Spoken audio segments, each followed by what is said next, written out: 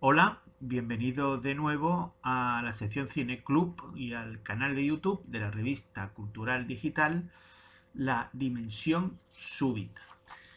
Retomamos la sección en la que enlazamos películas que están en el dominio público y que por tanto hay libertad para proyectarlas, y vamos a recordar una fecha que es la del 16 de mayo de 1929, que es cuando tiene lugar la primera ceremonia de entrega de los Oscars de Hollywood.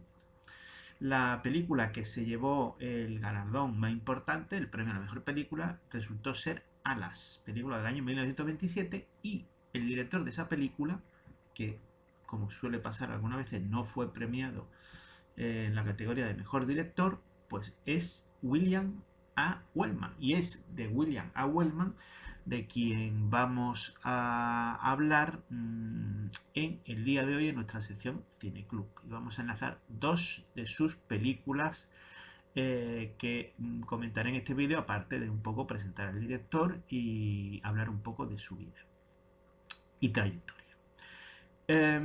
William A. Wellman es uno de esos directores que en la época dorada de Hollywood pues fue un director que se convirtió en una figura absolutamente solvente, que supo dominar bastantes géneros y que además en todas sus películas es muy incisivo a la hora de abordar determinados temas y logra sacar punta a cuestiones que en principio pueden resultar en principio no, como se puede decir, como se suele decir en Iberoamérica, no controversiales, pero que él le sabe sacar el lado más ácido, más agudo, más criticable, y logra hacerlo con absoluta precisión y con absoluta lucidez. Es un director cuya vida es bastante azarosa. Era hijo de un notable corredor de bolsa de Boston, pero digamos que tuvo una infancia y una juventud un poco alocada. Acabó robando coches y circulando con ellos por la noche del loco Boston nocturno. Fue expulsado del instituto cuando arrojó una bomba fétida a la cabeza del director, y todo ello a pesar de que su madre, Cecilia Wellman, pues resulta que era una persona experta en delincuencia juvenil. Se encargaba, era una oficial que se encargaba de vigilar la libertad condicional de los jóvenes delincuentes, que incluso intervino ante el Congreso de los Estados Unidos sobre el tema, pero que a su hijo no lo logró encauzar demasiado bien. Él se fue del instituto, a trabajar como transportista de madera. Tampoco salió muy bien la cosa porque estampó el camión contra un granero y lo despidieron. Eh, Tuvo un recorrido como jugador de hockey de hielo que fue lo que le marcó su destino, como ahora explicaré. Incluso tuvo un gran interés por la aviación, de manera que participó en la Primera Guerra Mundial en la Legión extranjera francesa, en la Escuadrón Lafayette, eh, que fue condecorado, y también cuando Estados Unidos entró en la guerra también eh, formó parte de la aviación estadounidense. Y cuando acabó la guerra, pues retomó también brevemente su trayectoria como jugador de hockey sobre hielo. ¿Por qué fue importante? Porque en uno de estos partidos lo vio Douglas Fairbanks, uno de los grandes actores de la época muda y además glorioso fundador de la United Artists, recordemos, junto a Charles Chaplin y Mary Pickford, su mujer. Y como vio que era un personaje con figura atlética, etcétera, tenía buen porte, pues que podía trabajar como actor en Hollywood. él le tomó la palabra, pero enseguida lo que quería era ser director, según él confesó después, porque lo que se ganaba más dinero como director que como actor secundario. Entonces, ese fue el criterio de decisión básico y por eso hizo todo lo posible para abandonar su breve carrera de actor. En una película incluso abofeteó a una de las protagonistas, Marianne Cooper, sin saber que era la mujer del director, de Raoul Walsh, con lo cual pues Raoul Walsh eh, lo expulsó inmediatamente de la película y Douglas Fairbanks se convenció de que lo mejor era iniciarle como director para a ver si enderezaba su rumbo. Y es uno de esos personajes que, gracias a que encuentra finalmente su destino, pues logra efectivamente encauzar su vida, porque no sabemos qué hubiera pasado si no hubiera sido director de cine con la trayectoria que llevaba hasta ese momento, haciendo excepción de su participación en la guerra, todo lo demás fue un puro desastre. Pero logra convertirse en un excelente narrador cinematográfico que domina pues casi todos los géneros. Hizo en el cine bélico Alas, como ya lo he comentado, en el año 27, que ganó la primera película que ganó el Oscar a la mejor película en la primera ceremonia del Oscar. Otra película también bélica muy afamada es También somos seres humanos, del 45. Cine negro y de gángster hizo El enemigo público en 1931, protagonizada por James Cagney. Hizo cine de aventuras, Boyest, una película de 1939 bastante mítica entre la generación de esa época, protagonizada por Gary Cooper, Infierno Blanco del 51. En el melodrama, con Ha nacido una estrella en el 37, o en el western, ¿no? Incidente en Oxbow es del año 43, Cielo amarillo del 48, Más allá del Missouri, protagonizada por Clark Gable del año 51 y Caravana de mujeres también del 51. Caravana de mujeres, seguramente lo sabrán, si no yo se lo digo, pues se proyectó en televisión española. Realmente la figura de William Wellman, dentro de que no tiene un reconocimiento notable dentro de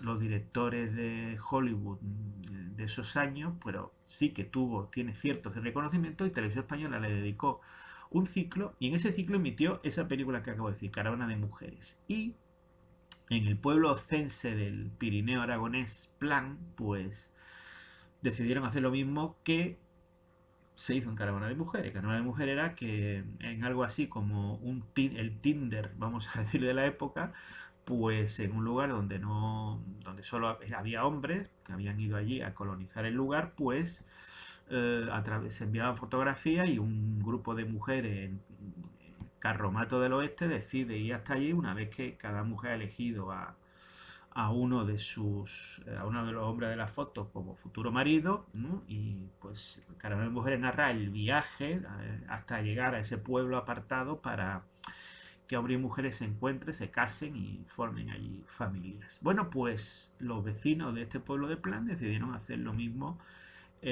algo parecido, es decir, llevar mujeres al pueblo, que había muchos hombres pero ninguna mujer, y a ver si surgían matrimonios. De ahí salió un famoso episodio de la serie docudrama de televisión española Vivir cada día, que se llamó, con no demasiado alarde de imaginación, Plan para Plan. Ahí no estuvieron especialmente brillantes con el título y optaron por la solución más sencilla, y salió una película a su vez española muy conocida de Iciar Bollaín, que era Flores de otro mundo. Después de esta introducción general sobre William Wellman y temas colaterales, es hora de presentar, porque creo que son una buena muestra de su cine y de lo que acabo de decir, de su carácter de narrador solvente. Recordemos que él empezó en el cine mudo, hizo cine sonoro en blanco y negro, y hizo cine sonoro en color, es decir, llegó a dominar toda serie de todos los formatos posibles existentes, y que además tenía mucha incisividad en los temas que trataba. Pues las dos películas que vamos a enlazar son Ha nacido una estrella, del año 1937, y Incidente en Oxbow, del año Eh, no lo tengo aquí, pero se lo digo inmediatamente. Año 1943. Vamos a empezar por Ha nacido una estrella. Nacido una estrella es una película que después de la película original, que es esta que vamos a ver, esta es la versión original, pues ha tenido múltiples versiones. La tuvo en el 54, dirigida por Vicente Minelli, protagonizada por Judy Garland y James Mason. Se hizo en el 1976, se volvió a hacer dirigida por Frank Pearson. Y aquí los protagonistas eran Barbara Streisand y Chris Christopherson. Se ha hecho recientemente, dirigida por Bradley Cooper y protagonizada por el propio Bradley Cooper y Lady Gaga, que fue una película que tuvo eh, resonancia y repercusión. Es una película que trata, pues, en realidad se podía haber tratado de muchas maneras, simplemente como ascenso y caída de una estrella de cine o ver el lado un poco oscuro del éxito, pero en realidad lo sorprendente de esta película es que se convierte en un auténtico despiece de lo que es Hollywood, de lo que son los mecanismos que conducen a la fama y del lado y de todo lo siniestro que esconden esos mecanismos. Hay sobre todo, eso está personificado en un personaje que es el jefe de prensa, protagonizado por Lionel Stander, que sale absolutamente mal parado. No sé muy bien los jefes de prensa de Hollywood que había, pues cómo reaccionarían al ver la película. Supongo que no muy bien. Ya si ven el film comprenderán que es prácticamente se sale peor parado infinitamente incluso que el productor. Hombre, si el productor hubiese quedado mal parado no hubiese nacido la película siquiera, imagino. Nadie lo hubiese, no hubiese habido productor que la hubiese hecho. Por lo tanto, cargaron las tintas sobre el jefe de prensa porque era el que con el que podían pasarse. Es una película protagonizada por Fredric March y Janet Gaynor. Janet Gaynor es la protagonista de la película. Una chica que vive en un pequeño pueblo alejada de Hollywood, que sueña con ser actriz y que impulsada por su abuela, pues acaba efectivamente yendo a Hollywood. Verán, ella va por el paseo de la fama de la época y ahí podrán ver pues las huellas, ¿no? Es interesante saber quién enfoca porque no son los nombres más conocidos que hoy que podía llamar la atención. Es decir, nosotros veremos en el pasado las huellas y las firmas así en el cemento fresco de Jan Harlow, de Eddie Cantor, de Shirley Temple, puede parecer menos inesperado, de Harold Lloyd, ¿no? Hay una curiosidad que aparece la de Joe E. Brown, que su nombre no les dirá nada, pero si les recuerdo que era quien acompañaba a Jack Lemmon en la última escena de Con Freddy a los locos, Some Like It Hot en su título original estadounidense, quien decía la famosa frase de nada es perfecto, pues identificarán perfectamente quién es Joe E. Brown. Pues curiosamente tenía en ese momento la fama suficiente como para que en el recorrido, en un pequeño recorrido que hace la protagonista Janet Gaynor por el Paseo de la Fama de Hollywood, aparezca las huellas y la firma de este Joe E. Brown, ¿no? Que aunque podamos considerarlo un actor menor, pues no podía serlo porque en ese momento tenía que ser un actor bastante popular. Y aparecen los nombres de otras estrellas como a lo largo de la película en determinados diálogos como Myrna Loy, Carol Lombard, Greta Garbo y Marlene Dietrich. Cuando hablan en algún momento de que la protagonista va a hablar inglés con acento sueco, pues se refieren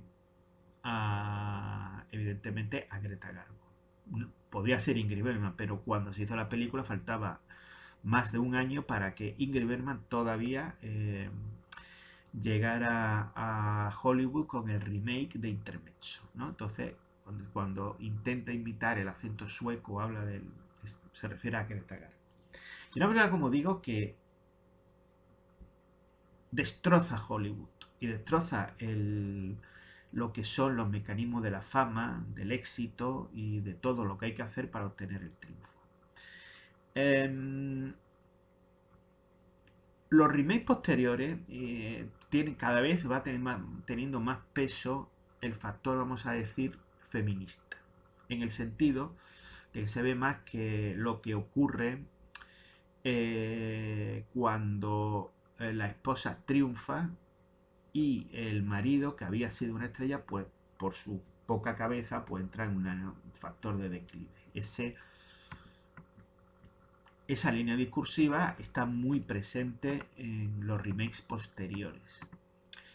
Aquí yo creo que también está en cierto modo presente, en alguna escena aparece con cierta matización, no, pero evidentemente tratándose de una película del año 1937 no está tan pronunciado. Está, pero no está. De hecho, en el cartel español de la película, que es el que ven en este momento, están viendo aquí, en su parte inferior,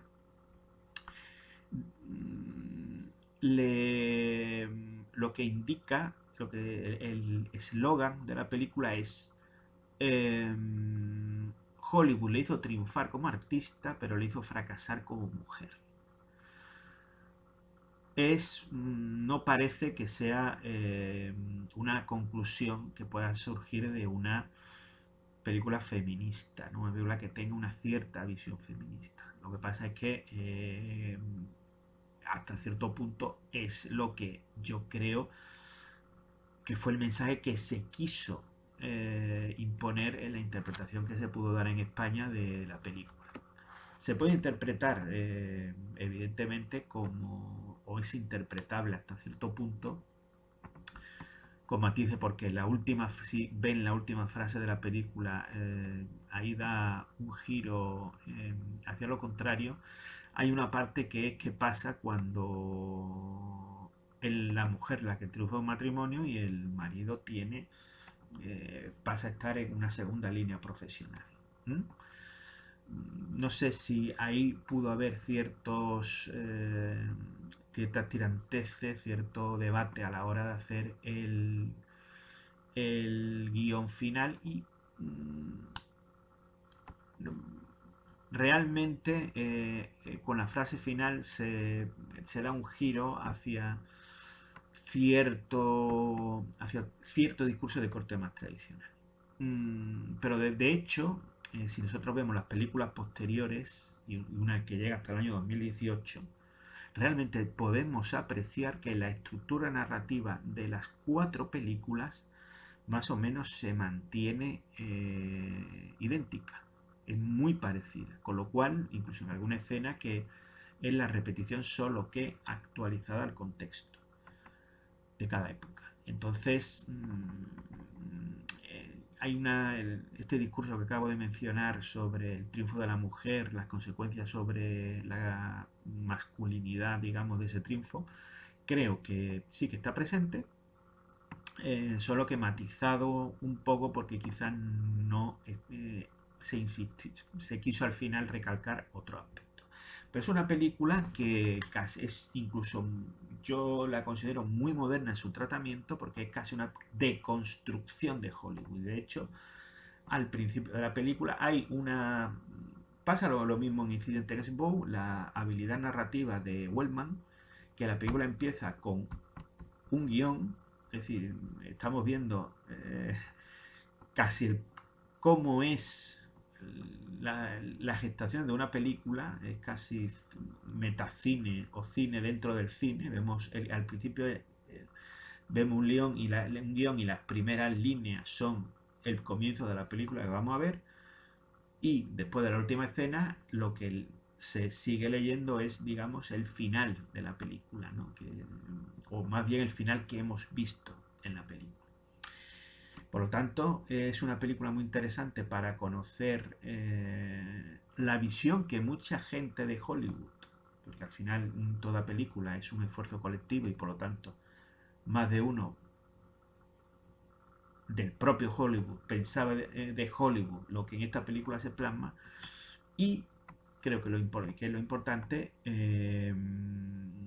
no da una imagen muy agradable de lo que es la industria, la profesión, el entorno que lo rodea, y que yo creo que solo una personalidad tan rebelde como he explicado, de como es William Wellman, es capaz de hacer una película de ese tipo sobre el mundo donde él se ganaba la vida. Y no solo donde él se ganaba la vida, ¿no? Sino que le sirvió para enderezar su propia trayectoria profesional, que había sido un desastre hasta entonces. Pero a pesar de ello, no se corta un pelo y ofrece un retrato tirando más bien a amargo y desolador. Eh, una película donde realmente la protagonista absoluta, digamos, es Janet Gaynor. O sea, digamos, aunque Fredric March tiene evidentemente su importancia, pero lo que es la película empieza con su protagonista femenina y termina con su protagonista femenina. Eh, Aparte de ese detalle de que empieza con el guión y termina con el guión, no quiero revelar lo que pasa en ciertas cosas, pero en lo que es la secuencia decisiva hay ciertos detalles visuales que funcionan muy bien, como que va más allá de la mera ilustración de un guión para tener una connotación expresiva muy elevada. Cuando lo vean, lo entenderán, y cuando vean unas olas del mar y lo que pasa sobre la arena. Esta es la primera película que enlazamos hoy en nuestra sección Cine Club, y la segunda es un western, aún más incisivo, aún más crítico, aún más amargo, que ha nacido una estrella, y es Incidente en Oxbow, protagonizada por Henry Fonda, aunque tiene pequeños papeles secundarios, aunque no irrelevantes, Dan Andrews, Anthony King y una actriz que quizás conozcan menos por el nombre, Jane Darwell, pero que es una de los personajes destacados de Lo que el viento se llevó. En cuanto la vean en la película sabrán a quién me refiero. Una señora mayor que tiene mucho, una de las, digamos, fuerzas vivas de Atlanta, y que en Atlanta de Lo que el viento se llevó, y que aquí también tiene su papel destacado. Viendo lo que está pasando estas fechas en Estados Unidos, y incluso lo que pasó unos años después de realizar esta película, en la cuestión de la caza de brujas de McCarthy, cuesta trabajo primero no decir que Incidente en Osbo es una película casi profética. Pero no es que eso sería simplificar la cuestión. No vamos a decir en qué consiste el incidente en Oswald, prefiero que lo vean cuando vayan viendo la película, aunque es un lance típico del western. Eso también no es tampoco ninguna sorpresa. Digo que va más allá de ser una película profética porque es una película absolutamente lúcida sobre lo que es la mentalidad de violencia que está en el seno de la sociedad estadounidense y sus características, y eso lo hace en un contexto de western. Habría casi que decir que podríamos distinguir entre lo que son las creencias de los distintos personajes que intervienen de las metacreencias que en el fondo todos tienen en común. Es decir, las creencias, cada uno piensa una cosa, y además veremos personajes de distintas razas, de distintas posiciones intelectuales y éticas. Alguien que es del norte, otro que viste uniforme del sur para actuar. Es decir, cada uno tiene creencias diferentes, pero en el fondo hay metacreencias, vamos a decir, creencias que están detrás de todas esas creencias y que todos sí las comparten, y que es la que determinan el desenlace, el riesgo de desenlace de lo que ocurre en este western. Y claro, lo que viene a decir la película es que si se piensa, si se tiene una determinada pensamientos sobre cómo actuar en determinadas situaciones y en el fondo toda una sociedad, toda una comunidad, toda una colectividad lo comparte esos pensamientos, a pesar de que tengan luego creencias diferentes o posturas diferentes en relación a determinados temas, pues esos pensamientos comunes sí que determinan una especie de embudo que van hacia desenlaces indeseables.